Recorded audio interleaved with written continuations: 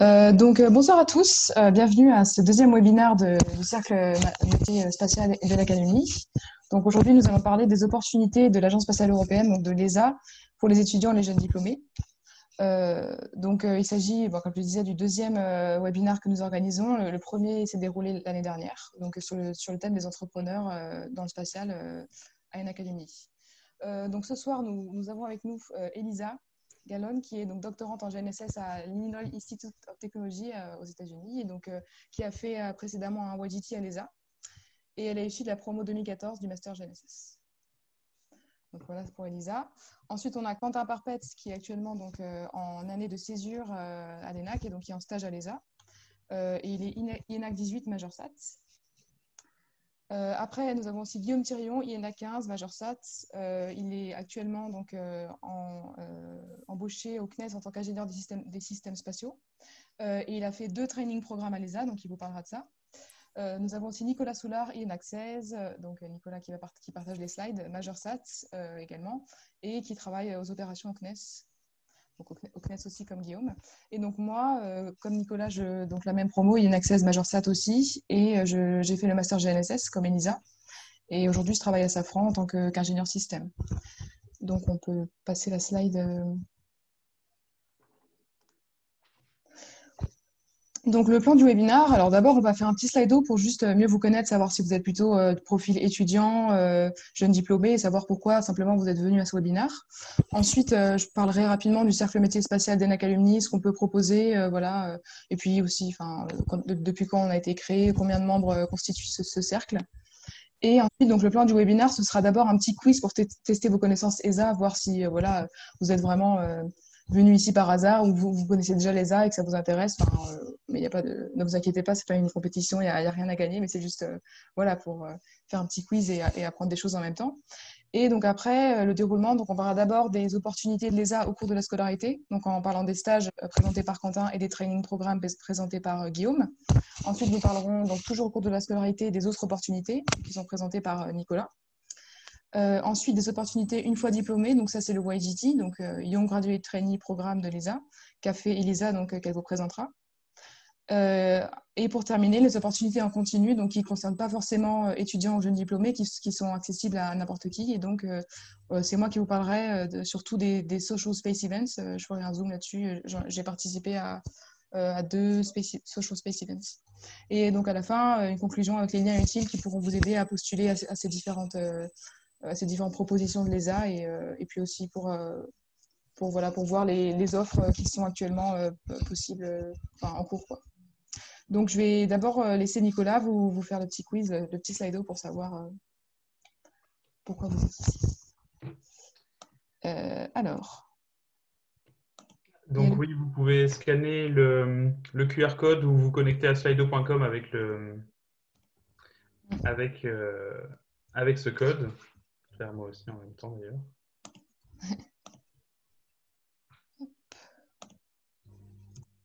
voilà, donc j'ai mis le code sur le chat aussi.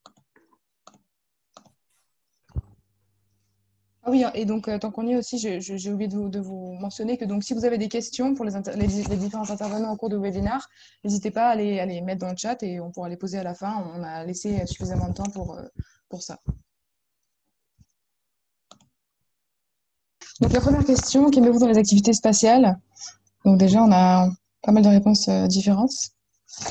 L'ISS, les découvertes, les lancements de fusées, quand même, ça revient souvent. Explorer, découvrir. SpaceX, SpaceX, c'est très spécifique. Domaine de pointe.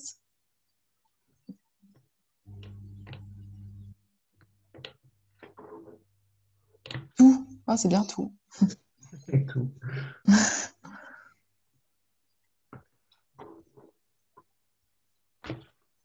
Et on va attendre encore quelques réponses. Ouais.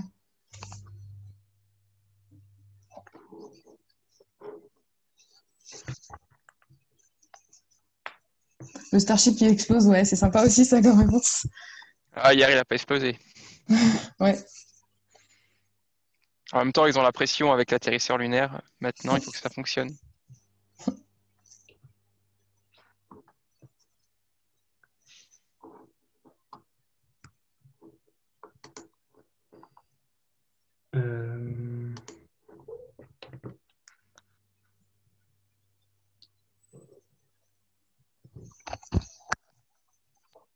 Le rêve. C'est beau ça, le rêve. L'innovation.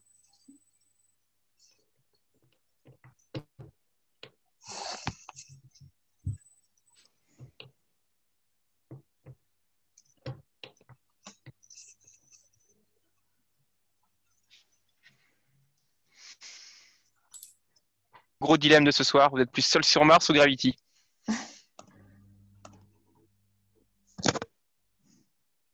Et Guillaume a un a priori sur la réponse, donc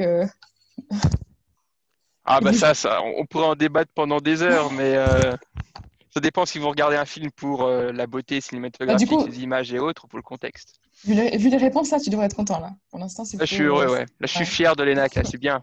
Moi, j'ai toujours été fier de cette école, de toute façon, mais Et c'est dans bien.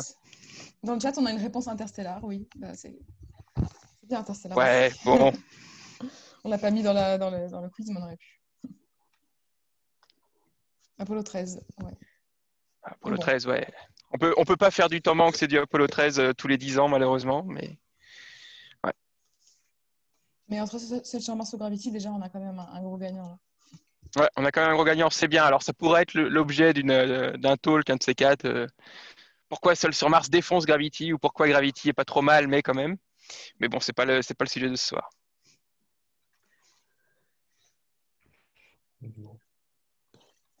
Et ouais, on va attendre un petit peu, mais je pense que c'était la dernière question, je crois. C'était la dernière question. Bon, super. On voit que vous êtes tous intéressés par le spatial. Vous avez tous voté seul sur Mars, donc en majorité, donc on vous garde dans le webinaire. Et voilà, sinon, c'est cool de voir de quelle promo vous êtes. Donc maintenant, rapidement, le cercle métier spatial, parce que je l'ai évoqué un petit peu au début, mais donc on a été créé il y a un peu plus d'un an maintenant. Presque 2 ans, on va dire.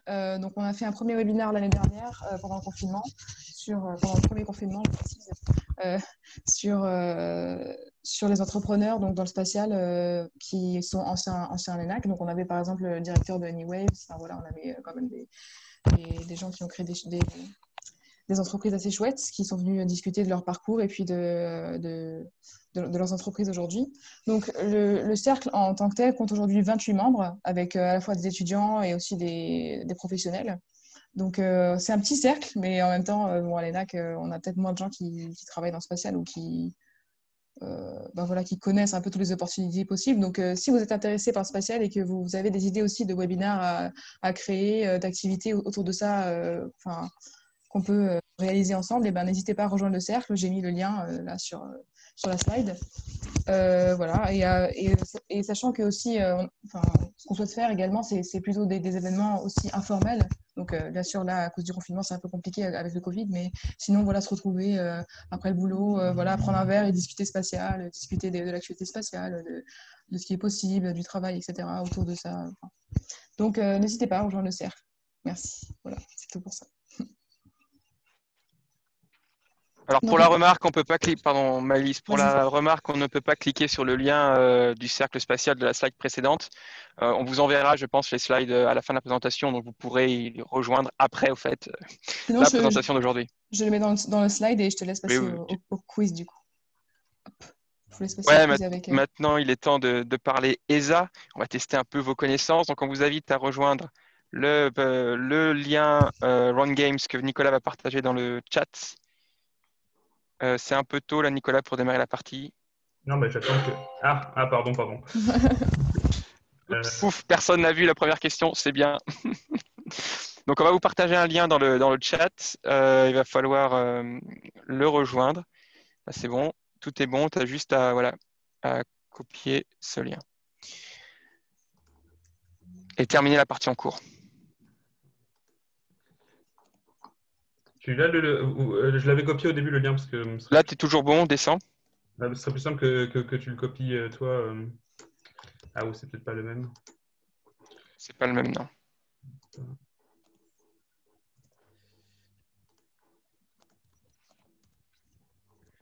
Voilà.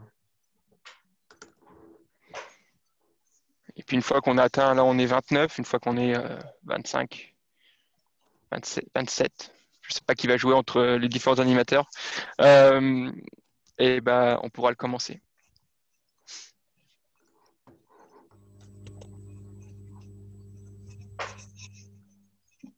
Donc, on a les gens qui commencent à rejoindre petit à petit.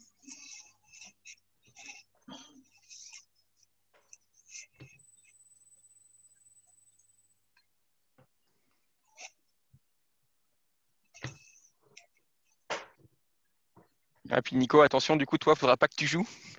Tu seras la personne qui va perdre à coup sûr parce que sinon tu spoil toutes les réponses vu que tu partages ton écran. En fait, comment ça marche, c'est qu'ils font, c'est ça par rapport à la rapidité de la réponse? Alors voilà, oui, effectivement, on va gagner un certain nombre de points. Plus vous serez rapide, plus votre nombre de points sera important. Et puis au bout d'un moment, genre les 25 derniers, c'est-à-dire à part les 3 premiers, quoi, vous aurez tous le même nombre de points. C'est juste le plus rapide ou les 2 premiers plus rapides qui gagnent un peu plus de points. Bon, c'est juste pour le fun, c'est juste pour mettre un peu plus de challenge dans ce mini-jeu afin d'apprendre un peu plus sur l'Agence spatiale européenne. Il y a des goodies à la clé. Ouais. Non, c'est pas vrai. Ah ouais, c'est vrai, Non. lors de ton stage, on t'a filé des trucs, Quentin? Exactement. L'ESA a promis d'offrir un stage à celui qui... Non, malheureusement, ce serait bien, mais on a fait un partenariat. Pas encore. Donc, on attend combien? On attend 20 personnes, là? On est 16, peut-être que les autres veulent pas jouer, hein, tout simplement. Il y en a qui veulent pas jouer, bon, bah. Bon, on va démarrer alors. Ouais, allez, on démarre. Allez, c'est parti. Nous sommes donc 17 joueurs pour la première question. L'Agence spatiale européenne a réalisé une grande première, beaucoup d'autres, mais voilà. Parmi celles proposées, qu'est-ce qu'elle fait alors? L'Agence spatiale européenne ne fait rien. Bon, vous pouvez croire ça si vous voulez. Est-ce que c'est l'Agence spatiale européenne qui a mis le premier homme sur la Lune? Est-ce que c'est l'Agence spatiale européenne qui a fait le premier atterrissage sur la face cachée de la Lune? Ou est-ce que c'est l'Agence spatiale européenne qui a réalisé le premier atterrissage sur Titan, une des lunes de Saturne?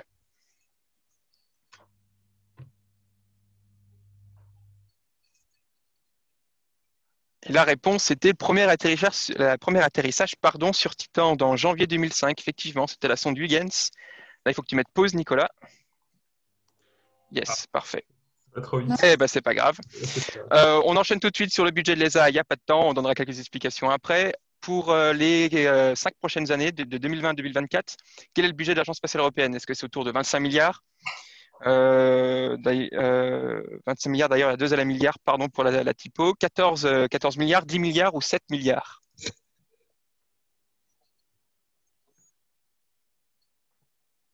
Alors, c'est compliqué à concevoir autant d'argent, mais on va y revenir rapidement. Le budget pour les 5 prochaines années, donc, c'est de 14,4 milliards. Ça a été décidé l'année dernière et ça a été on va dire une grande première, un record en fait pour l'agence spatiale. Pourquoi? Parce qu'au fait, on a 14,4 milliards de dollars donc pour les 5 années à venir. Et si on compare ça, par exemple, au budget de la NASA, c'est quoi? C'est grosso modo, pour 2020, c'était 21,5 milliards, mais par an.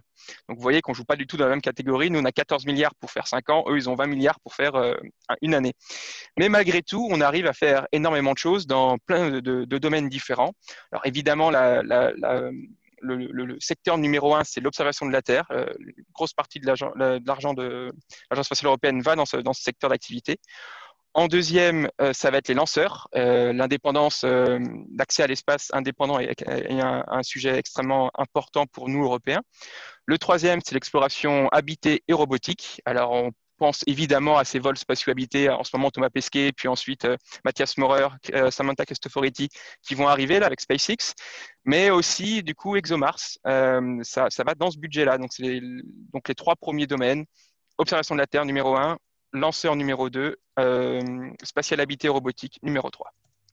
Et pour revenir au niveau des grandes premières, l'Agence spatiale européenne donc, a fait une mission avec la NASA, la mission Cassini-Huygens. C'est en 2005. On a réussi à poser donc, un atterrisseur sur Titan. C'est une grande première. La première fois qu'on posait quelque chose sur une planète qui est à l'extérieur de la ceinture d'astéroïdes qui sépare en fait Mars de Jupiter. Donc c'est une première européenne. On avait également une grande première lors de la mission Vénus Express, où en fait une sonde avait tourné autour de Vénus et avait cartographié l'atmosphère, avait véritablement étudié la dynamique atmosphérique de Vénus, parce que Vénus, on voit que son atmosphère quand on l'observe depuis la Terre. Et là, on avait quelque chose, une grande première aussi, une grande première étude finalement de ce qu'on voyait le plus depuis la Terre, à savoir son atmosphère. Et puis évidemment, on doit forcément parler de Rosetta, premier atterrissage, mais aussi rendez-vous et orbite autour d'une comète. C'était les grandes heures de gloire et il y en a toujours. En préparation, on aura bientôt non pas le premier crash sur Mars avec ExoMars partie 2, mais le premier forage à plus de 2 mètres de profondeur. Et ça paraît rien 2 mètres, mais quand on voit ce qu'on fait aujourd'hui, ou ce qu'on a fait hier avec Curiosity, ça va être juste incroyable niveau évolution pour tout ce qui va être exobiologie et exogéologie. Donc on ne fait pas juste rien à l'Agence spatiale européenne, on n'est pas juste suiveur, on fait énormément de choses, sauf qu'on communique beaucoup moins. Tiens, d'ailleurs, je suis sûr que vous ne le saviez peut-être pas celui-là, mais le fait que SpaceX s'amarre automatiquement à l'ISS, c'est beau, et ça se fait depuis qu'ils ont leur capsule Dragon. Nous, on le faisait 10 ans avant. En 2008, les cargos ATV, Jules Verne, le premier en 2008, de l'Agence spatiale européenne, arrivait à se docker à la Station spatiale internationale de manière automatique aussi, et personne ne l'avait fait avant. En fait, cette grande première-là, ce n'est pas américain, ce n'est pas SpaceX, c'est l'Europe. Donc là aussi, on peut être fier, mais c'est aussi qu'on communique moins. À l'époque, il n'y avait pas non plus les réseaux sociaux qu'on a aujourd'hui. Donc, il faut être fier, il faut se dire, OK, en Europe, il y a du potentiel, et il ne faut pas hésiter à en parler. Pardon, Nicolas, tu peux relancer la suite. Donc, bravo à ceux qui sont en tête pour le moment. Prochaine question. Quels sont les 3 premiers pays contributeurs de l'Agence spatiale européenne? Est-ce que vous avez un peu un sentiment? Est-ce que c'est l'Allemagne, l'Italie, l'Espagne, l'Allemagne, la France, le Royaume-Uni, l'Allemagne, la France, l'Italie, ou la France, l'Espagne et l'Allemagne? Alors, il n'y a pas d'ordre 1, 2, 3, c'est juste les 3 pays.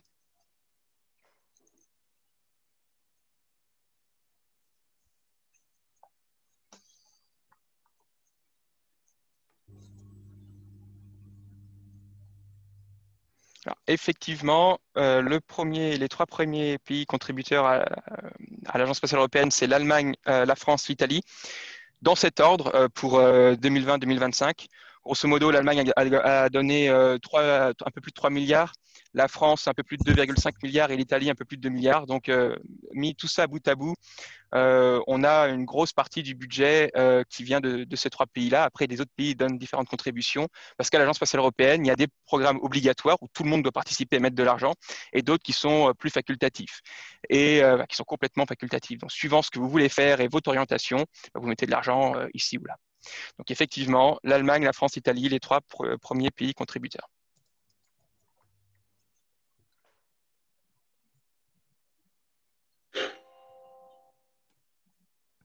Alors, de quelle nationalité est le directeur général de l'Agence spatiale européenne? Petit piège, ça vient de changer. Enfin, ça vient de changer. Ça a changé il y a un mois et demi. Est-ce qu'il est autrichien? Est-ce qu'il est allemand? Est-ce qu'il est français? Ou est-ce qu'il est italien? Alors, petit indice ou pas, hein, vous avez sa photo juste au-dessus.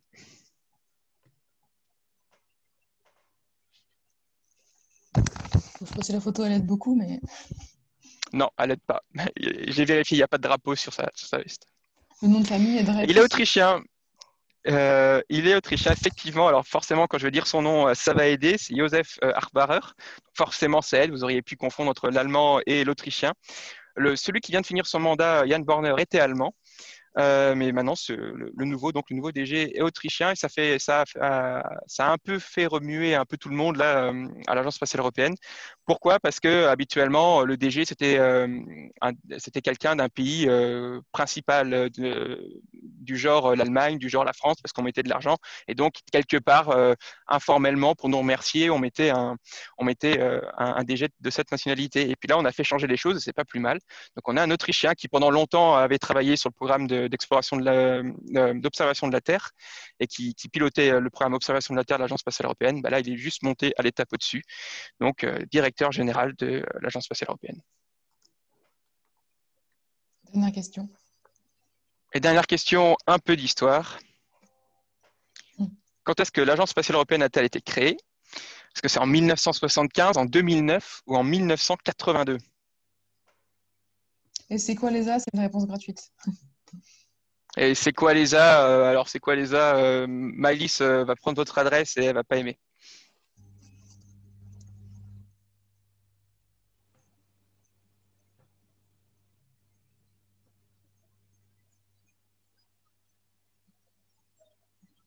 Et la bonne réponse, c'était 1975. L'Agence spatiale européenne a été créée en 1975 sous la simple idée que plus on est nombreux, moins ça va nous coûter cher par pays et plus on pourra faire des grandes choses.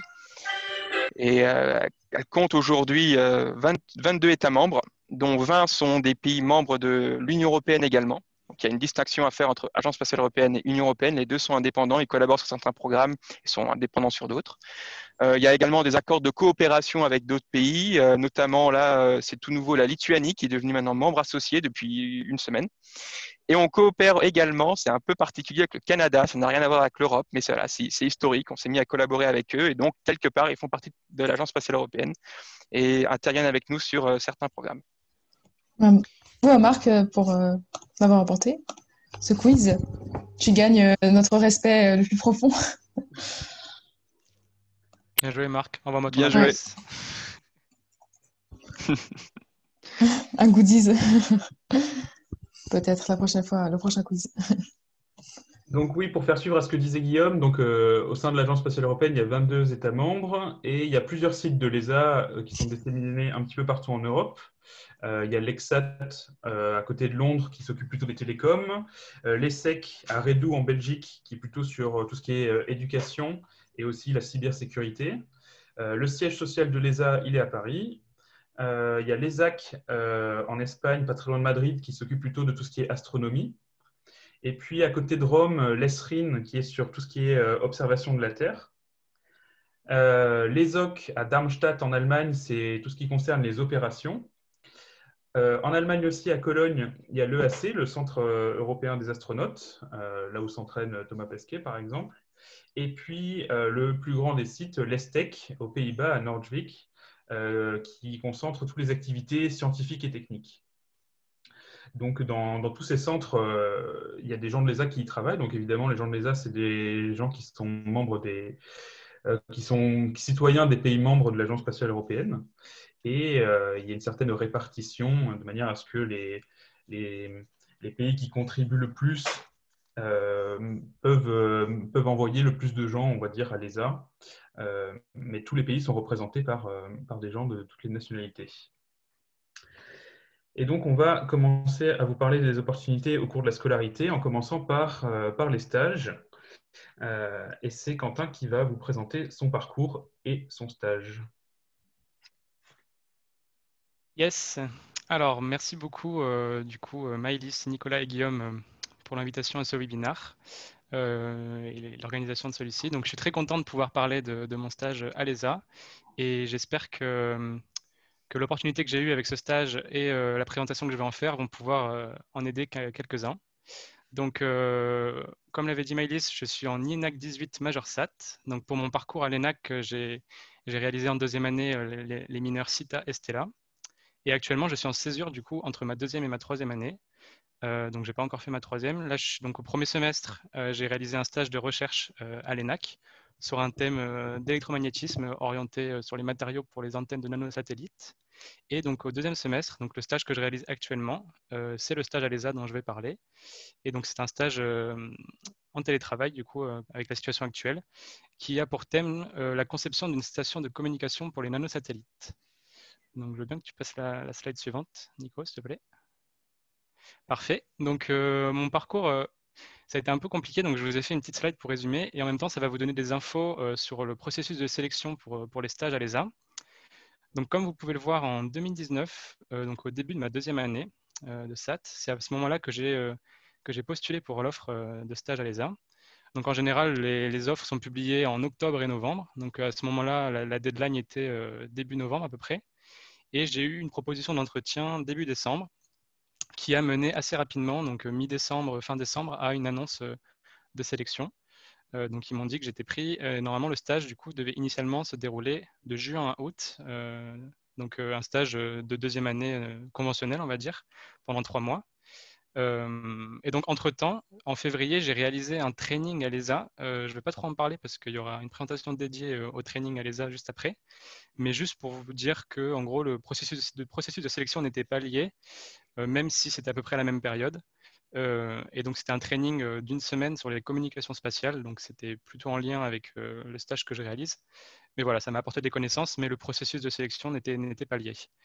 Et donc, comme vous le savez tous, il y a eu des conditions un peu compliquées qui a fait que j'ai dû décaler mon stage. J'en ai profité par la même occasion pour réaliser une césure.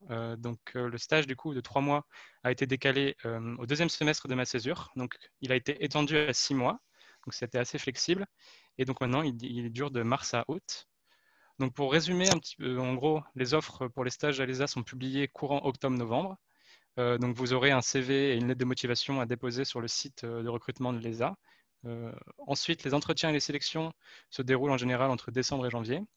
Et puis, vous aurez du coup le début du stage qui sera, ça c'est assez flexible. Ça peut aller de février à octobre. Et du coup, pour un stage d'une durée de 3 à 6 mois. Et même dans certains cas, il est possible, selon la situation, etc., exceptionnelle, de diviser le stage en 2 parties. Donc, par exemple, vous pouvez faire 3 mois une année et 3 mois l'année d'après. Donc voilà, c'est assez flexible et du coup, ça peut s'appliquer autant pour un stage de deuxième année conventionnel de 3 mois, mais ça peut aussi s'appliquer pour un stage de césure ou un stage même de fin d'études PFE. Voilà, slide suivante, s'il te plaît. Donc, comme je vous ai dit, vous pouvez suivre l'annonce de la publication des offres sur le site de l'ESA, donc dans la rubrique carrière. Vous serez redirigé du coup sur le site de recrutement où vous aurez accès à toutes les offres. Donc, en général, pour les stages, il y en a une centaine de proposés. Et la plupart des stages, donc quasiment les 3/4, sont proposés pour l'ESTEC, donc qui est le plus gros centre aux Pays-Bas, le centre de technologie et de recherche. Et du coup, sur cette centaine d'offres de stage, il faudra en sélectionner une seule. Donc, j'y reviendrai un petit peu sur mes conseils pour postuler, mais voilà, c'est quelque chose d'assez important et du coup, il faut vraiment choisir la bonne offre puisque vous aurez le droit qu'à une seule proposition. Donc voilà, j'ai mis quelques exemples de sites. Donc, Nicolas en a déjà parlé juste avant.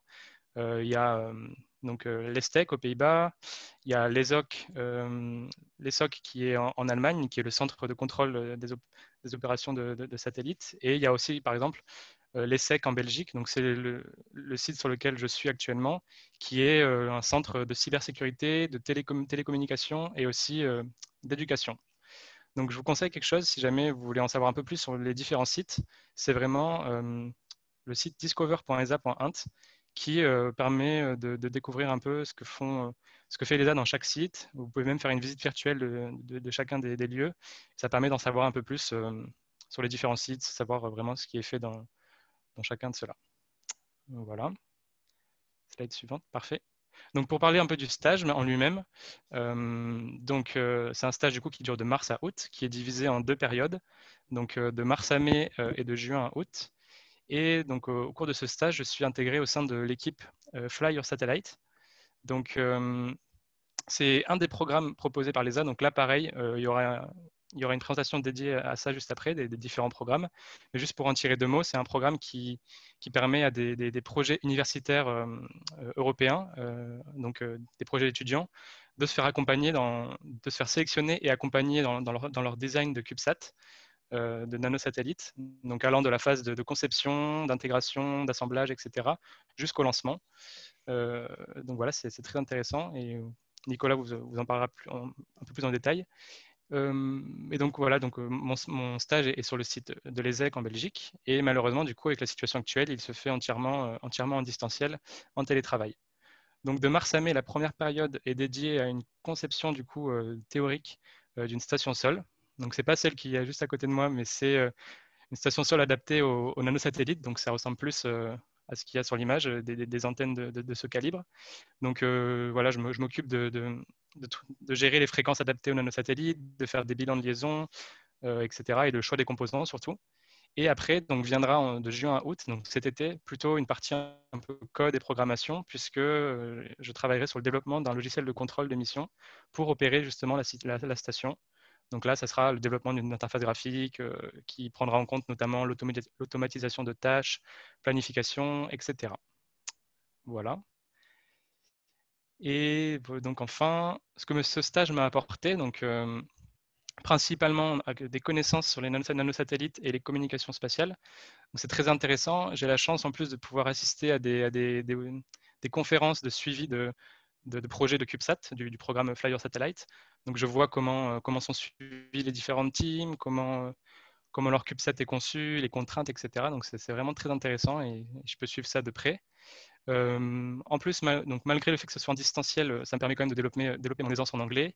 Et je suis intégré quand même dans un environnement assez multiculturel, puisque la plupart des gens avec qui je travaille viennent de nombreux pays différents. Et enfin, donc ça c'est valable pour la plupart des stages, mais le fait de devoir gérer un projet, de la définition des besoins jusqu'à sa réalisation, c'est aussi quelque chose de très intéressant et qui me permet d'en apprendre beaucoup.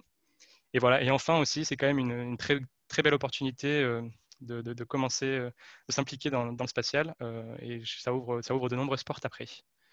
Donc, comme projet futur, j'aimerais bien continuer à étudier l'ingénierie spatiale et élargir un peu mes connaissances là-dessus. Donc, c'est pour ça que en troisième année, j'aimerais bien réaliser un échange aux Pays-Bas, du coup, premier semestre. Voilà, et pour finir, donc, si j'avais des conseils à vous donner pour postuler à un stage à l'ESA, tout d'abord, c'est vraiment la sélection de l'offre. Donc, il faut bien choisir une offre qui vous plaît vraiment, qu'on sente que vous en êtes dans les entretiens, dans la lettre de motivation, que ça soit quelque chose qui vous motive. Et aussi également qui soit vraiment quand même adapté à votre profil, qui convient à vos connaissances actuelles. Il y aura pas mal de candidatures sur les 100 offres qui sont proposées. Et il faut vraiment que vous mettiez toutes vos chances de votre côté pour vraiment essayer de vous démarquer et, voilà, et à l'entretien, montrer que c'est un sujet que vous maîtrisez. Du coup, pour la préparation de l'entretien, justement, je vous conseille de faire quand même des recherches assez spécifiques sur le sujet. Moi, par exemple, j'ai eu comme question donnez-moi les fréquences utilisées par les nanosatellites. Donc, ce n'est pas forcément quelque chose que je savais avant. Donc, ce genre de choses. Mais quand même, il y a quand même beaucoup de choses. Donc, je vous dis aussi, faites confiance à vos cours. Moi, notamment, mes cours à l'ENAC m'ont vraiment beaucoup aidé pour la plupart des questions que j'ai eues. Les cours que j'ai eus en deuxième année, au début de mon année, ma deuxième année en SAT, que j'ai su répondre du coup grâce à ces cours. Donc voilà, je vous conseille, enfin, je vous dis, faites confiance à vos cours et faites quand même des recherches spécifiques, mais ça ne demande pas non plus un travail insurmontable. Mais voilà, il faut que vous connaissiez un petit peu différentes choses sur le sujet. Et enfin, je pense que le plus important, c'est vraiment mettez en valeur votre passion pour le spatial, que ce soit les activités extrascolaires que vous faites liées à ça, vos quelconques projets, ou si vous êtes dans des associations, etc. Moi, je pense que ce qui a vraiment pu aider et jouer en ma faveur à ce moment-là, c'est que j'étais investi dans un projet de CubeSat étudiant sur Toulouse qui s'appelle Tolosat, qui est du coup accessible par le biais de l'association ASTRE. Donc l'ASTRE, c'est une association à Toulouse qui regroupe des étudiants de l'INSA, des étudiants de l'ENAC, de l'ENSAIT, et le projet en question, la Tolosat, est également fait en partenariat avec le club CubeSat Supaéro. Donc ça mixe vraiment, il y a aussi l'université de Toulouse, donc ça mixe vraiment beaucoup d'écoles sur Toulouse qui sont du coup intéressées par le spatial. Et donc je vous conseille d'ailleurs, si vous êtes intéressé dans le domaine des nanosatellites, de pourquoi pas essayer de rejoindre cette association. Vous pouvez y rentrer par le biais de l'ASTRE, justement, comme je vous ai dit, parce qu'en gros, sur le projet, il y a environ une 60aine d'étudiants qui travaillent et il y a un roulement chaque année qui s'effectue. Les recrutements se font à peu près au début de l'année, septembre-octobre, et vous aurez l'occasion du coup de travailler sur le développement du nanosatellite. Donc c'est quelque chose qui peut vraiment être intéressant, qui peut vous ouvrir des portes par la suite et qui est quand même facilement accessible. Je crois d'ailleurs que dans le webinaire, il y a également Nina Marino qui est avec nous et qui, elle, est aussi dans l'association ASTRE. Donc si vous avez des questions, n'hésitez pas à lui demander. Voilà, donc ça conclut ma présentation sur ce stage à l'ESA. J'espère que ça pourra en aider quelques-uns. Et si jamais vous avez des questions, n'hésitez pas à me contacter par n'importe quel moyen. Je serai ravi de vous répondre. Voilà, et puis bonne chance pour la suite de vos projets. Merci beaucoup Quentin pour cette présentation de ton stage. On voit que tu as l'air de vraiment aimer ça, donc c'est cool si tu peux continuer et puis ensuite poursuivre dans l'ingénierie spatiale. On va enchaîner donc avec Guillaume qui va nous parler des training programmes. Donc toi tu en as fait un, Guillaume aussi a eu l'opportunité d'en faire, donc Guillaume, je te laisse la parole.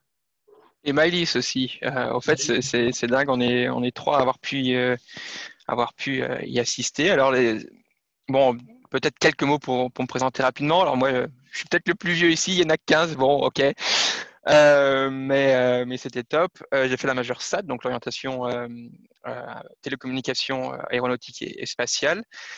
À l'époque, il n'y avait pas le Covid, du coup, mon stage ouvrier, j'avais pu le faire rester de l'espace pour tout de suite mettre un pied dans le spatial et pas commencé à faire de l'aéronautique, même si entre l'aéronautique et le spatial, le choix a toujours été difficile.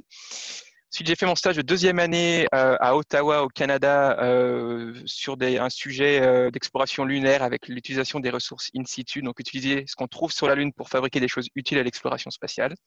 J'ai fait ensuite un échange Erasmus à Delft, là où Quentin va aller l'année prochaine, avant d'enchaîner avec un PFE au CNES en mécanique orbitale et rentrée atmosphérique. Donc, en fait, on peut très bien faire de la mécanique spatiale et gérer des thématiques, rentrée atmosphérique ou autres, quand on sort de l'ENAC. Il n'y a aucun souci. Une grosse partie des cours que vous avez en mineur,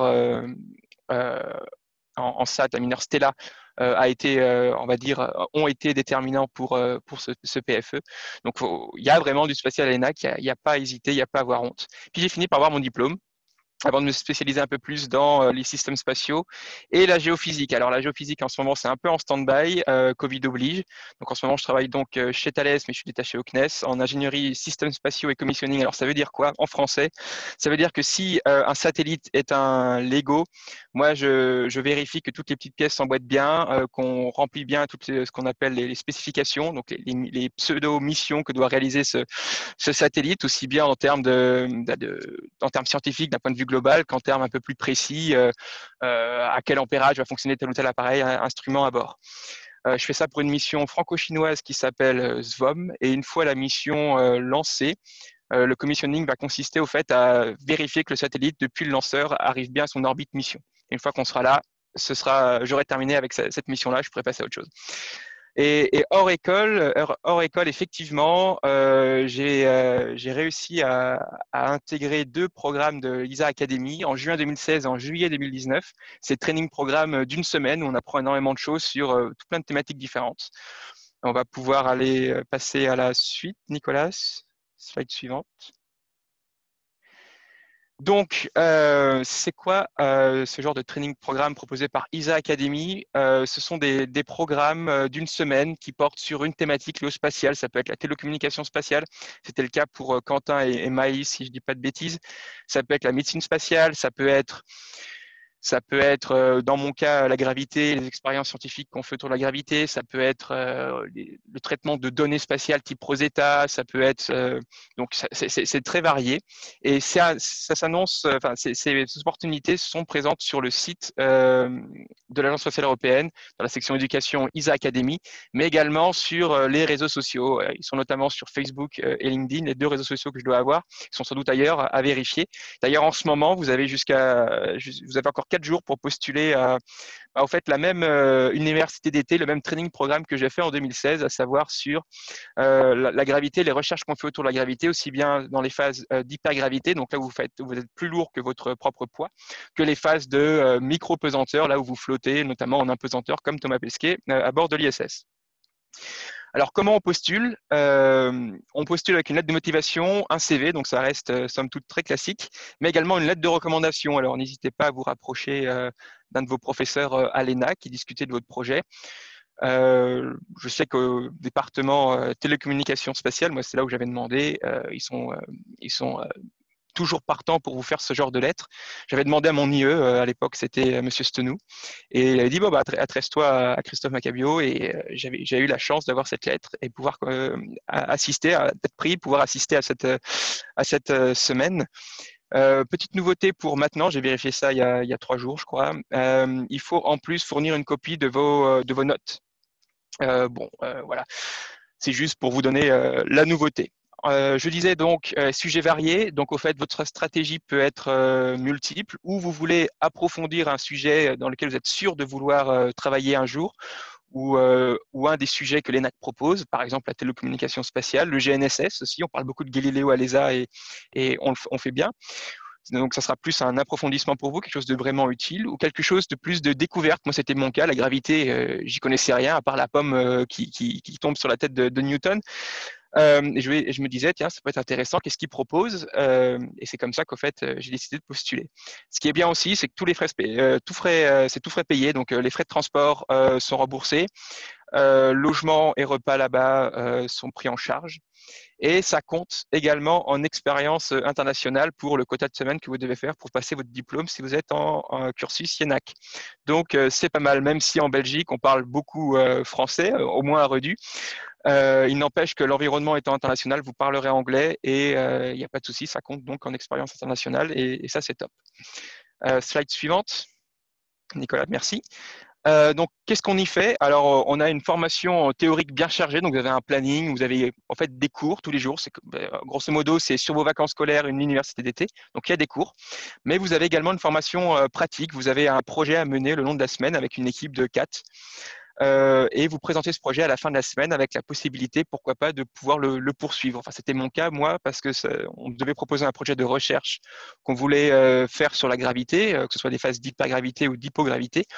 Et on nous disait, bah, OK, si vous êtes convaincant pendant la présentation à la fin de semaine, vous pourrez le poursuivre dans une de nos installations qu'on a en Europe pour faire ce genre d'expérience. Donc effectivement, les soirées sont studieuses parce que bah, vous continuez à bûcher un peu sur ce projet, bien que je me souviens être à côté, avoir été dans une équipe où il y avait eu une Portugaise le jour de la finale de l'Euro 2016. Donc là, il a fallu gérer les tensions dans l'équipe, effectivement, avec un Français et un Portugais, mais bon, et une Portugaise, mais ça a été.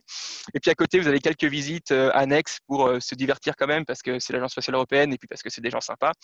Donc, on avait visité le centre spatial de Liège et on avait passé une soirée à Eurospace Center. C'est un espèce de camp d'été pour adolescents où vous avez un siège multi-axe, donc un siège où vous tournez un peu dans les 3 axes et ça vous désoriente beaucoup. Vous avez des simulateurs de navettes spatiales, de marche lunaire, etc. C'est un peu comme à la Cité de l'Espace, mais en Belgique.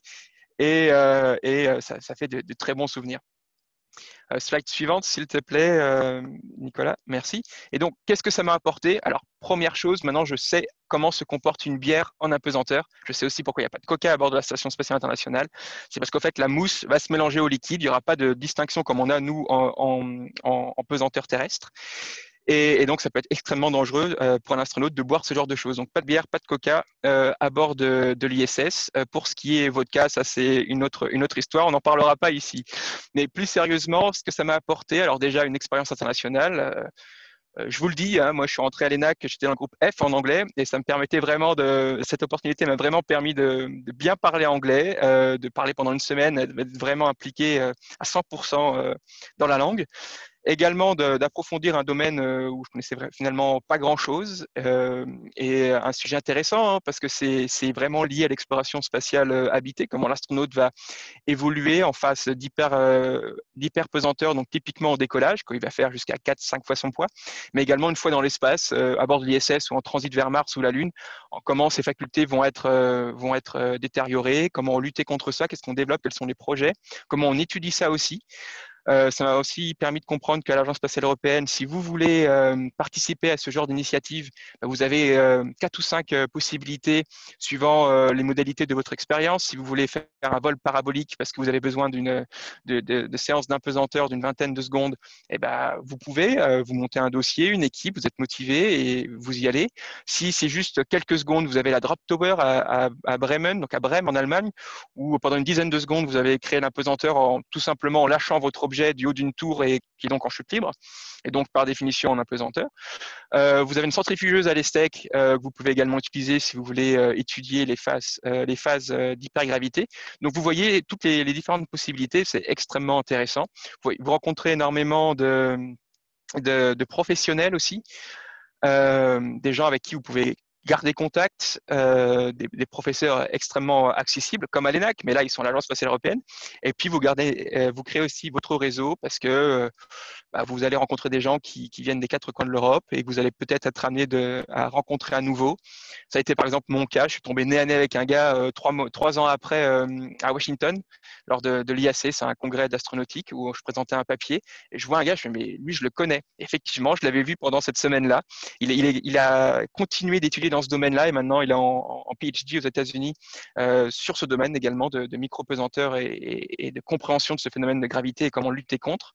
Et c'est extrêmement intéressant. Donc, vous voyez, moi, j'en ai finalement rien fait a posteriori niveau professionnel. D'autres ont pu le faire, mais ça m'a apporté beaucoup de connaissances dans le milieu. Voilà. Donc, n'hésitez pas. C'est pas parce que vous venez de l'ENAC que vous n'avez pas votre chance là-bas. N'hésitez pas à postuler.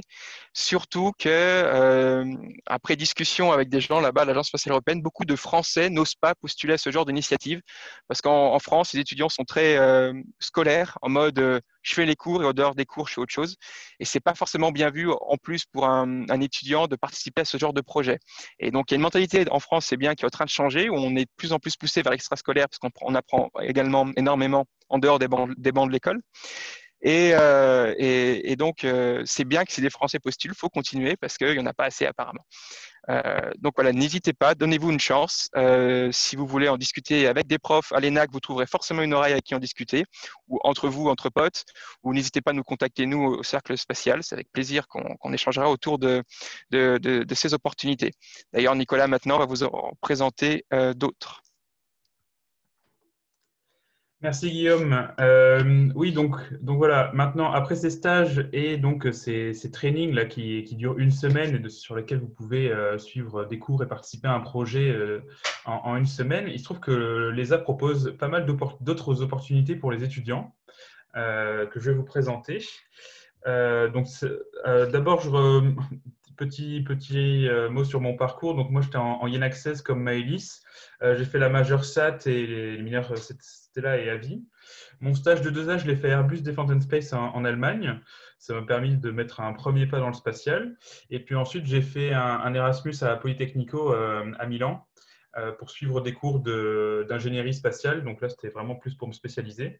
Et j'ai fait mon stage de fin d'études au CNES sur l'étude des performances de l'Internet par satellite. Et depuis mon diplôme, là, depuis fin 2019, je travaille chez Altran. Et donc, Altran, c'est une société de services. Donc, je suis en mission en ce moment au CNES depuis plus d'1 an, au Centre de contrôle des satellites d'observation de la Terre. Donc, il faut savoir que le CNES opère un certain nombre de satellites scientifiques. Souvent, c'est des partenariats entre le CNES et la NASA. Et donc, ces satellites, ils ont besoin d'être contrôlés. Donc, c'est ce qui se passe. C'est ce qui se passe au CNES notamment. Donc, c'est mon boulot aux opérations. Et comme Maëlys, Guillaume et Quentin, c'est vrai que j'étais aussi assez impliqué à l'ENAC dans le club Astro. Donc, ça peut être une opportunité pour se rencontrer et pour découvrir des choses. Pour parler donc de ces autres opportunités à l'ESA, en fait, ces projets sont regroupés sous un nom qui s'appelle Hands-on Space Project. En fait, au sein de ESA Academy, il y a ces deux parties. Il y a la partie training programme et Hands-on Space. Donc, le premier programme, il concerne les nanosatellites. Donc, Quentin en a un petit peu parlé, c'est le programme Fly Your Satellite, qui consiste à concevoir un CubeSat en passant par les 5 phases de design, de construction, de test, de lancement et d'opération. Donc, Quentin, lui, dans son stage, il travaille directement sur les projets, mais vous pouvez aussi postuler pour être encadré par l'ESA. Donc, pour ça, il faut former une équipe de 8 étudiants, être encadré par un prof, souvent pour avoir un appui côté universitaire. Donc, ça peut être quelqu'un de l'ENAC. Et il faut faire un dossier de candidature pour décrire votre projet. On aimerait bien faire un CubeSat qui pourrait faire ça. Et donc, ensuite, si vous êtes sélectionné par l'ESA, vous pourrez être encadré dans la construction de votre satellite. Vous aurez accès aux locaux de l'ESA pour réaliser des tests. Et donc, chaque année, il y a plusieurs équipes qui participent à ce projet. Alors, 2 exemples qu'il y a eu récemment. En 2018, qui a été lancé un satellite qui s'appelait ECO, pour European Student Earth Orbiter. Donc, c'était un CubeSat qui a été conçu par cette fois-ci par des étudiants un petit peu dans toute l'Europe.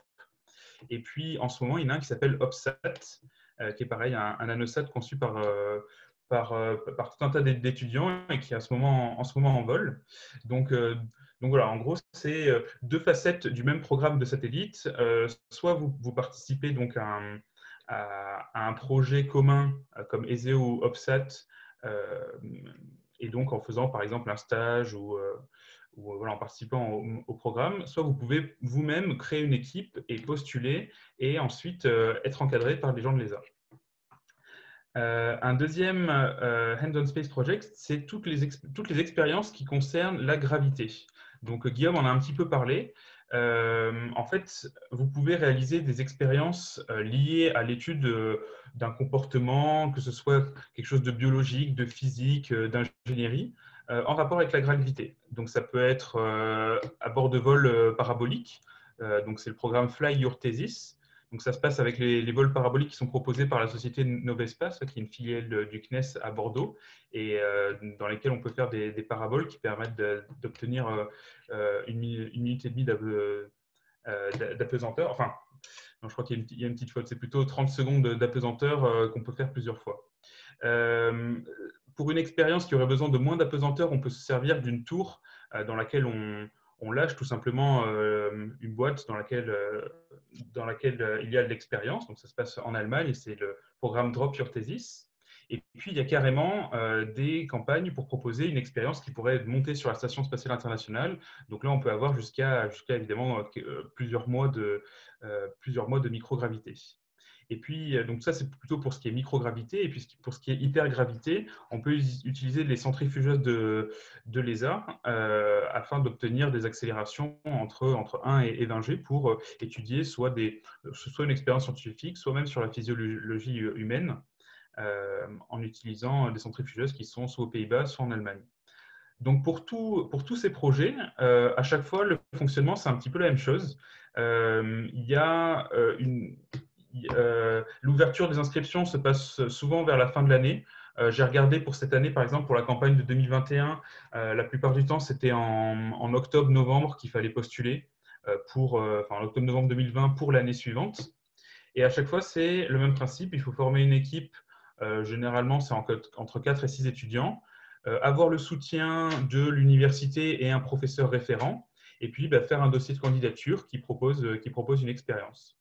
Donc, si tout ça, ça vous intéresse, n'hésitez pas à essayer de former une équipe, de réfléchir à une expérience qui pourrait être intéressante et de proposer donc un dossier et de l'envoyer à l'ESA.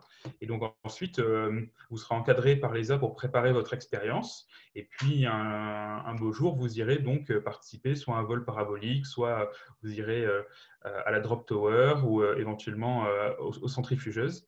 Alors, je crois que pour la Station spatiale internationale, ce n'est pas tous les ans qu'il y a que les inscriptions sont ouvertes, mais vous pouvez vous renseigner sur le site de l'ESA pour voir comment ça se passe. D'autres choses qui sont proposées par l'ESA aussi, c'est le programme Fly a Rocket. Donc, comme son nom l'indique, ça va tourner autour de la construction et du lancement d'une fusée-sonde. Donc, une fusée-sonde, c'est une fusée qui va aller faire un vol suborbital. Donc, elle ne va rien envoyer en orbite terrestre. Elle va seulement monter très haut dans l'atmosphère, obtenir quelques secondes de microgravité, enfin quelques minutes peut-être, et puis ensuite redescendre. Donc, ce programme-là, il se fait en partenariat avec l'Agence spatiale norvégienne et une association qui s'appelle Andøya Space Education. Et là, par contre, ça ne se fait pas vraiment par équipe, c'est-à-dire que chacun postule tout seul avec un CV et une lettre de motivation. Donc, par exemple, pour la campagne de 2021, il fallait postuler en octobre 2020. Et donc là, vous serez amené à être encadré. Donc, je crois que, si j'ai bien compris, il y a certains cours d'abord en ligne sur la construction d'une fusée. Et puis ensuite, vous vous rendrez sur place pour participer à la conception, à la construction, et puis finalement au lancement depuis une base de lancement en Norvège. Et un dernier programme qui est proposé par l'ESA, toujours aux étudiants, c'est le programme Rexus et Bexus.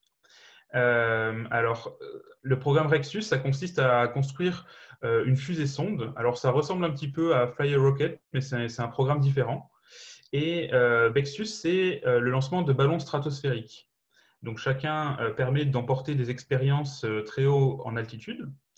Donc, il y a un partenariat qui est fait sur ces programmes avec les agences spatiales suédoises et allemandes.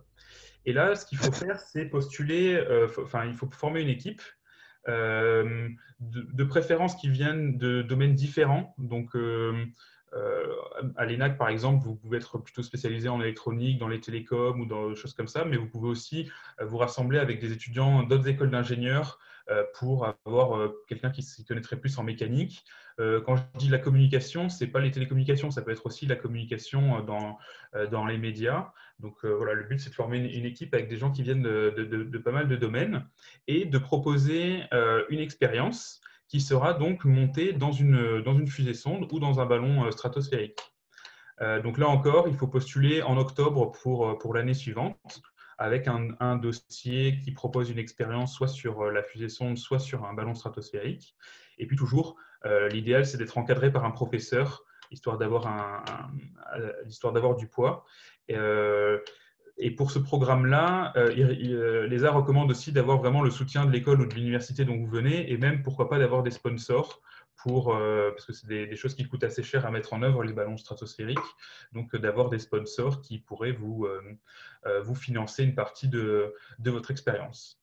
Donc voilà, pour résumer, il y a tous ces programmes qui sont proposés aux étudiants concernant les CubeSats, les expériences qu'on peut faire sur les vols paraboliques ou les centrifugeuses, enfin tout ce qui se rapporte à la gravité, les fusées-sondes et le programme Rexus-Bexus.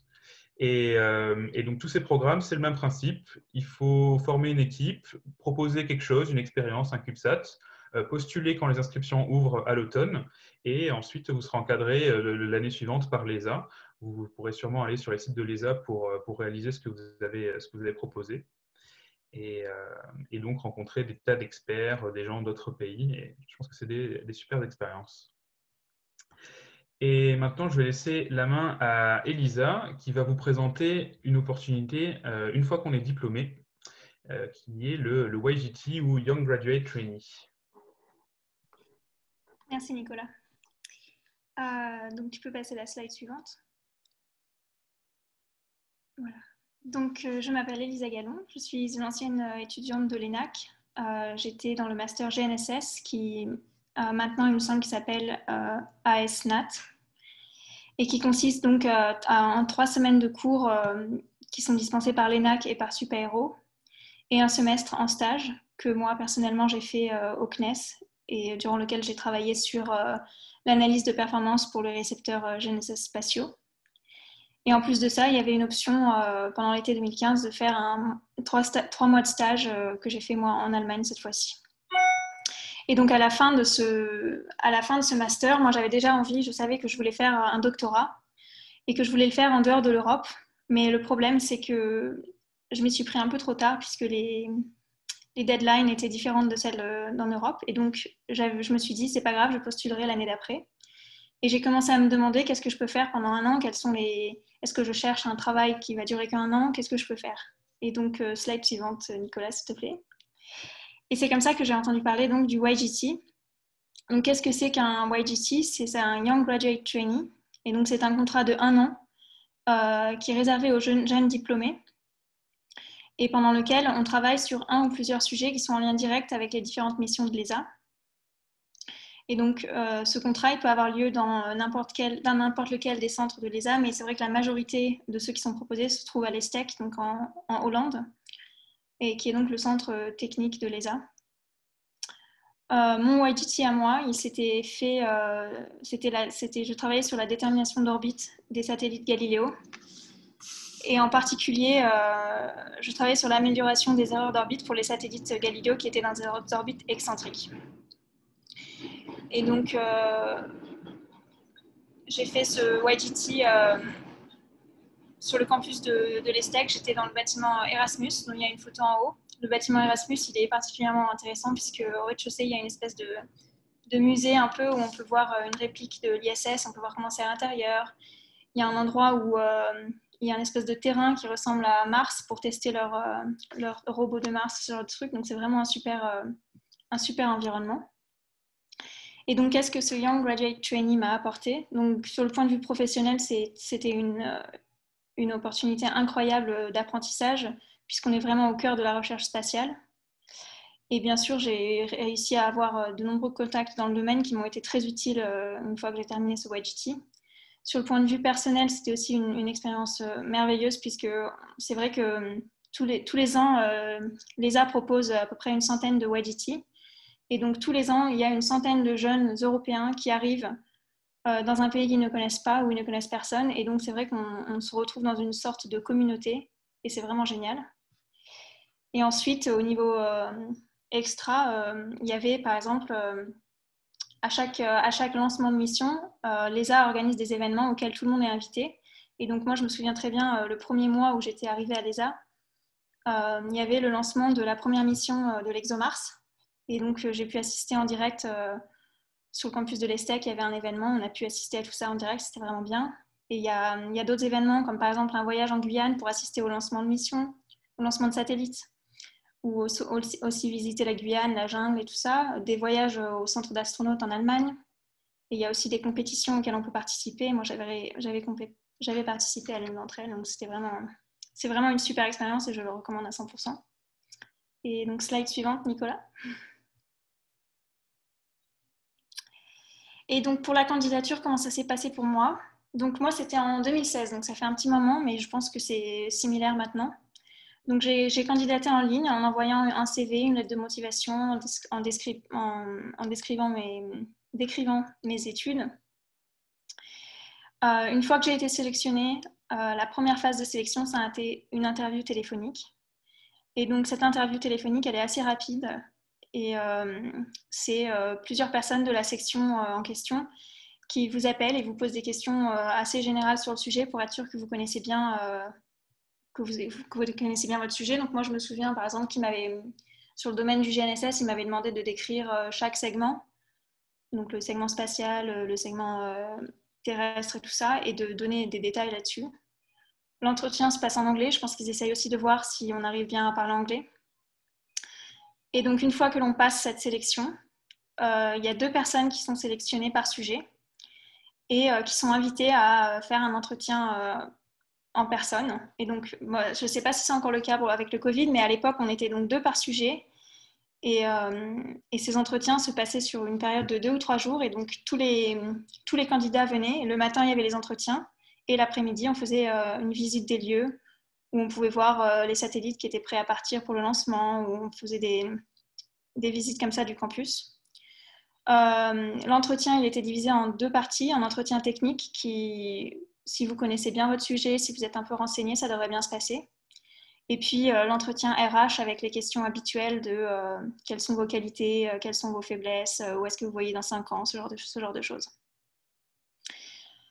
Et donc voilà. Et donc mes conseils pour candidater, je dirais que... Ah oui, le premier conseil, c'est de ne postuler qu'à un seul sujet. Je ne sais pas si c'est encore le cas, mais moi, à mon époque, ils étaient très stricts là-dessus. Il fallait vraiment pas tenter de postuler à plusieurs sujets, ils aiment pas trop. Ensuite, il faut essayer de choisir un sujet qui vous plaît. Essayez de se concentrer sur un sujet qui vous plaît plutôt que d'essayer de trouver un sujet qui paraît convenir à votre profil. Moi, je me souviens que quand j'avais postulé, j'avais hésité entre 2 sujets. Un sujet qui ressemblait beaucoup au stage que j'avais fait au CNES et un sujet qui était un peu plus décalé, qui était sur la détermination d'orbite, que je n'avais jamais étudié, mais qui était en lien direct avec le GNSS, que j'avais beaucoup étudié. Et au final, j'ai opté pour le 2e sujet qui peut-être me correspondait moins, mais qui me plaisait beaucoup plus. Et je pense que ça s'est ressenti pendant l'entretien, que j'avais vraiment envie d'apprendre sur le sujet. Ensuite, évidemment, faire des recherches sur le sujet pour arriver préparé à l'entretien. Montrer que vous êtes intéressé, que vous êtes passionné par le spatial et surtout éviter tenter de rester soi-même, quoi. Voilà. Slide suivante, Nicolas. Et donc après le YGT, tout est possible.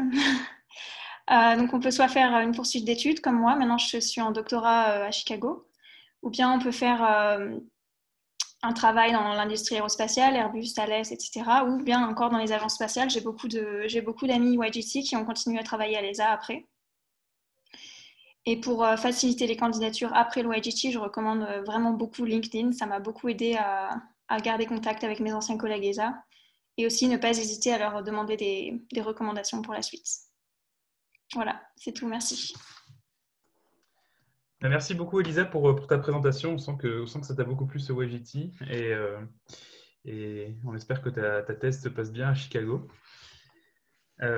Pour répondre aux questions que tu disais, pour postuler au YGT, ça se passe toujours un peu de la même façon. Moi, j'ai postulé l'année dernière.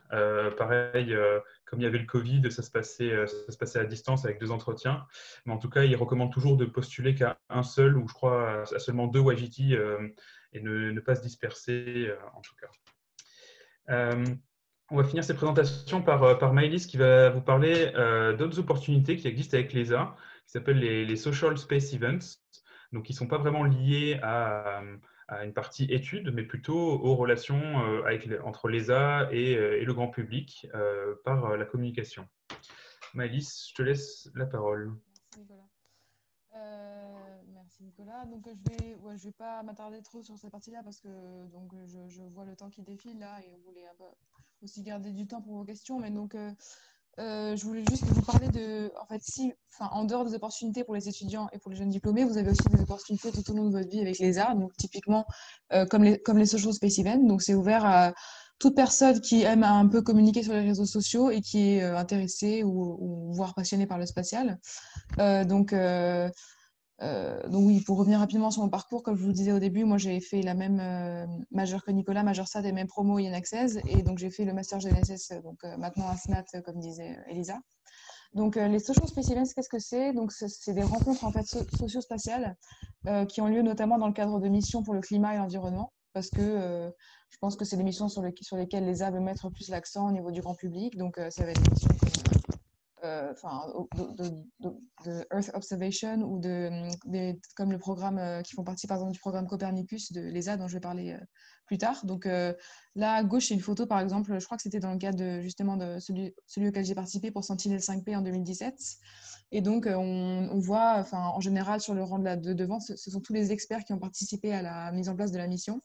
Donc de l'ESA qui sont placés là, et nous en général on est à l'arrière avec nos petits t-shirts colorés, on nous voit bien, et puis à la fin en fait en tant que participant au Social Space Event, on peut aller poser des questions et interviewer les différents experts de la mission, voilà, et puis partager ça sur les réseaux sociaux. Donc slide suivante s'il te plaît. Donc merci. Donc, comme je disais, moi, ce que j'ai fait, c'était vraiment dans le cadre Copernicus. Donc, Copernicus, c'est les satellites que vous voyez là sur la zone centrale, la zone bleue. Donc, il y en a plein qui ont des missions différentes. Le dernier, le dernier Social Space Event auquel j'ai participé, c'était en ligne pour Sentinel 6. Donc, sa mission, c'est d'étudier la montée du niveau des mers avec, entre autres, un équipement d'altimétrie. Donc, voilà, c'était la dernière mission en date. Pour lequel il y a eu un Social Space Event et qui a été lancé. J'ai aussi participé à Sentinel 5P, donc je vais en parler ensuite. Donc voilà, le programme Copernicus, c'est vraiment des missions pour surveiller différents phénomènes terrestres liés au réchauffement climatique, et voilà, et puis donner vraiment des recommandations ensuite concrètes au niveau des gouvernements, au niveau local pour agir et dire regardez les données en temps d'année, l'érosion, je sais pas, l'érosion a fait qu'il y a tant de centimètres qui ont reculé sur telle côte, et donc il faut agir, il faut mettre en place des politiques locales. Donc voilà, c'est quand même une mission importante. Donc voilà, ça c'est Copernicus. Slide suivante, s'il vous plaît. Donc souvent, on a un peu des petits noms, tous ceux qui participent à ce genre d'événements. Donc nous, pour le programme Copernicus, aussi appelé l'émission Sentinelle, donc on s'appelle les Sentinerds. Donc voilà, c'est juste un nom pour nous retrouver plus facilement sur les réseaux sociaux. Puis ça fait un petit esprit de communauté qui est sympa aussi. Donc moi, j'ai participé, comme je disais, au lancement de Sentinel 5P. Donc là, en physique à l'ESTEC. Bien sûr, le lancement avait lieu depuis, je crois, le Kazakhstan, mais nous, on voyait donc le live avec les experts, un tas de personnages sociaux. Je crois qu'il y avait un astronaute hollandais aussi. Donc c'était assez sympa. Il y a quand même des gens assez chouettes. Et puis nous, après, tous les Sentinels, on vient un peu de partout dans le monde. Donc c'est sympa de rencontrer des gens. On a des âges différents, on a des parcours différents, et on est tous juste passionnés. Et on aime bien partager cette passion sur les réseaux sociaux. Donc il ne faut pas forcément être vraiment genre un gros influenceur. Moi, j'avais pas beaucoup de followers, j'avais même pas un compte Twitter. Il faut juste dire, oui, ça m'intéresse de partager ces informations sur les réseaux sociaux, et je suis motivée. Et en fait, pour participer, il faut simplement répondre à un questionnaire avec voilà, deux, trois questions de motivation. Pourquoi est-ce que vous voulez participer à cet événement? Est-ce que la mission est importante pour vous? C'est pas, voilà, il n'y a pas plus compliqué que ça comme question. Donc voilà, comment devenir un Sentinel. Donc il faut d'abord, pour devenir un Sentinel, ou alors un autre, par exemple, il y a d'autres noms aussi, il y a les Earth Groupies, donc ça c'est pour d'autres, dans le cadre d'autres missions aussi. Donc il faut d'abord s'inscrire à un premier événement. Donc souvent vous les voyez, si vous vous inscrivez à la newsletter ESA, vous les voyez apparaître facilement, ou des fois ils vont relayer aussi ça sur les réseaux sociaux. Donc ils proposent par exemple, on cherche des gens pour participer au Social Space Event de telle mission, et donc là vous vous inscrivez, vous répondez aux 2-3 questions de motivation, et ensuite vous êtes officiellement, vous pouvez officiellement faire partie de la famille Sentinerd ou Earth Groupie. Et voilà, et chaque nouvelle mission qui arrivera, ils vous proposeront de participer.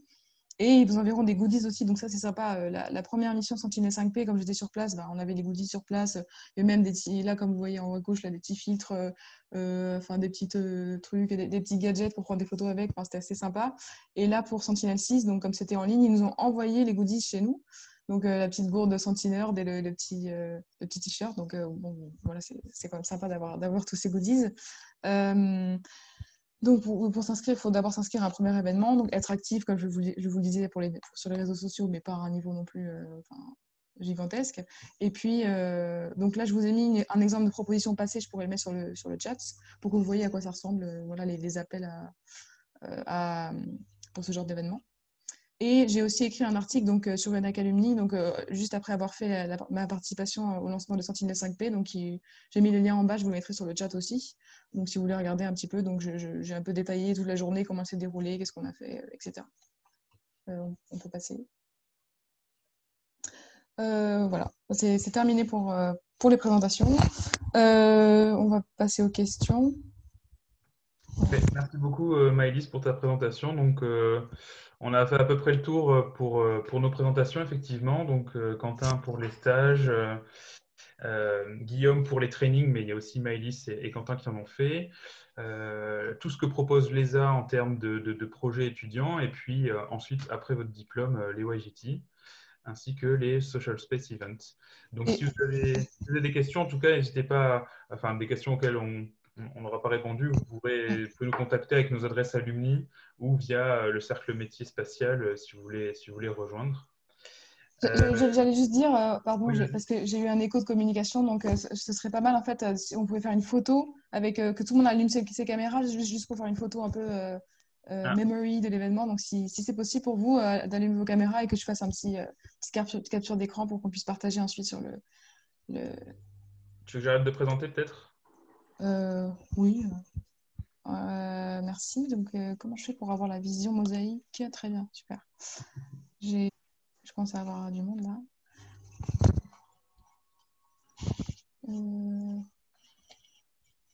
Waouh, c'est beau. Ouais, c'est beau. Dire que tout ce temps, ils étaient cachés derrière leur caméra. Je vais attendre un petit peu que ceux qui veulent nous rejoignent, comme ça je prends une petite photo. Alors, je sais que Marc n'a pas de caméra, donc ça sera non pour lui. D'accord. Bon, Alors. Tout le monde sourit et tu fais ta petite capture d'écran. Voilà, je fais ma petite capture d'écran. Hop. Super, merci beaucoup. Comme ça, après... Même avec le masque, Maximilien. Comme ça, après, ceux qui veulent, voilà, ceux qui n'ont pas de questions, ceux qui veulent s'enfuir là rapidement, au moins on les aura pris en photo. Hop, parfait. Donc, au niveau des questions, j'en ai eu, je crois, juste une sur le chat. Donc, même si vous avez des questions qui vous viennent là à la fin, n'hésitez pas à les poser. Hein, mais ouais, Nico, peut-être tu peux remettre la slide finale. Oui, pardon, j'étais en train de regarder. Donc, j'ai une question, je crois que c'était pendant la présentation de Quentin. Donc, une question sur est-ce qu'il y a des campagnes d'alternance dans cette liste? En fait, c'est quand tu montrais la liste des opportunités à l'ESA. Ah, oui. Et quelqu'un demandait s'il y a aussi des campagnes d'alternance, j'imagine. Est-ce qu'il y a des... Enfin, c'est pas que des stages, mais est-ce qu'il y a des alternances, par exemple, possibles avec l'ESA? Moi, j'en ai jamais entendu parler, donc je crois pas que l'ESA propose ça. Ouais, c'est ce que j'allais dire avec Nicolas. Je ne veux pas dire de bêtises non plus, mais en tout cas, j'en ai jamais vu. Et je ne crois pas que l'Agence spatiale européenne, du coup, propose des alternances. En tout cas, sur la page des stages, c'est tout détaillé. Je l'ai mis dans le chat, là. Et on voit, du coup, donc, pour les stages à proprement parler, ils disent que c'est de 3 à 6 mois. Donc, ils ne parlent pas trop d'alternance. Et je crois... Donc, il faudrait voir s'il y en a, mais je crois que... Ouais. L'alternance, si je dis pas de bêtises, c'est un truc très franco-français. Alors, il n'y en a pas. À l'échelle de l'Europe, il y a des programmes de trainee, notamment à Airbus ou chez Thales, où ça ressemble grosso modo à l'alternance parce que vous avez une partie cours et puis une partie vrai travail. Mais ça se fait notamment au Royaume-Uni. Mais pas en agence, ça se fait dans une entreprise privée, Airbus, Thales, ça se fait pas dans une agence spatiale et encore moins l'agence spatiale européenne. Enfin, du moins, moi, j'en ai jamais vu non plus. Enfin, on peut faire une alternance au CNES, hein, c'est possible. Le CNES propose une alternance. Tu peux aussi, ouais. Mais peut-être avec dans ce cas-là, des sous-traitants de l'ESA, Oui, qui après, peut-être qu'il y a des choses Oui, comme ça, mais bon. voir du côté, il y a tout un tas d'entreprises, ça pourrait faire un bon topic d'un prochain webinaire. Quels sont les sous-traitants de l'ESA? Ouais. Donc, ouais. Et en fait, non, si je me rends compte il y avait d'autres questions aussi. Il y en a une nouvelle qui vient d'apparaître. Donc, juste pour info, j'ai mis les liens dont je vous parlais pour les Social Space Events là, à la fin du chat. Et donc, on avait une question pour Elisa, donc de Cécile, qui demande pourquoi est-ce que tu as cherché à faire une thèse en dehors de l'Europe? Parce que quand j'ai fait mon White Duty en Hollande, c'était la première fois que je quittais la France et ça m'a tellement plu que je me suis dit, ça se trouve, c'est une question de distance. Donc, je vais encore plus loin. Et c'est pour ça que j'ai été aux États-Unis. Et puis, je me suis dit aussi que c'était le moment ou jamais de voyager. Donc, je me suis dit, je vais essayer d'aller plus loin et puis voir ce que ça donne. Très bien. Merci. Il y a Romain Et qui demande si l'ESA propose des CDI ou des CDD à des jeunes diplômés, ou est-ce qu'il faut une expérience professionnelle. Dans les offres que j'ai pu voir, généralement, ils demandent de l'expérience. Euh, c'est assez rare qu'ils prennent des jeunes diplômés. En fait, les jeunes diplômés, il y a le programme des YVT pour ça, avec parfois des gens qui se font embaucher derrière. Mais sinon, j'ai l'impression qu'il y a beaucoup de gens qui ont d'abord une première expérience dans l'industrie ou ailleurs pendant 3, 5 ans, même plus, et avant de rejoindre l'ESA. Je ne sais pas si vous me confirmez, les autres. Parce ouais, je que suis j'ai vu d'accord avec toi. pareil. Si je peux me permettre aussi de rajouter, oui, c'est vrai que les gens que j'ai rencontrés à l'ESTEC, la moyenne d'âge était assez élevée. Et que c'est vrai que les jeunes, c'était majoritairement des YGT et qu'en général, ils demandent pas mal d'expérience avant d'embaucher quelqu'un en CDD ou en CDI. Mais par contre, il y a moyen d'avoir une expérience à l'ESA en passant par des sous-traitants comme Airbus ou Thales ou des trucs comme ça. Oui, en fait, c'est ça. Souvent, j'ai l'impression que c'est soit on a fait une thèse et donc on arrive à l'ESA en postdoc et après ils nous gardent, ou alors on a fait quand même pas mal d'années dans l'industrie et puis ensuite, avec fort de cette expérience-là, on peut être pris sur un poste ESA. Enfin, j'ai l'impression que c'est les schémas qu'on retrouve souvent. Euh, Et Elisa, c'est possible de faire une thèse à l'ESA? Il me semble que c'est possible, mais il faut déjà avoir l'université, il faut que ce soit déjà tout prêt, quoi, en fait. Et il me semble que c'est possible, mais j'ai jamais essayé de le faire, par contre. Qu'est-ce que tu appelles tout prêt? C'est-à-dire que tu sois dans... C'est-à-dire qu'il faut déjà qu'il y ait une université qui soit prête à te proposer le sujet, que tu aies déjà été sélectionné dans l'université. Ensuite, c'est l'université qui propose le projet à l'ESA, il me semble. D'accord. mais c'est pas ce qu'a fait Yulia, Nicolas? Je crois Euh, qu'elle est co-encadrée par l'ESA. Enfin, elle a réussi à avoir une thèse avec Superhero et elle est co-encadrée par l'ESA. Elle est ouais, venue avec son dossier c'est complet et possible, elle a dit. oui. Donc, je pense C'est qu'en possible. fait. Je crois que, parce que le CNES, c'est pareil, ils font des thèses au CNES, mais il y a aussi pas mal de thèses qui sont dans des laboratoires ou même à l'ENAC en partenariat avec le CNES.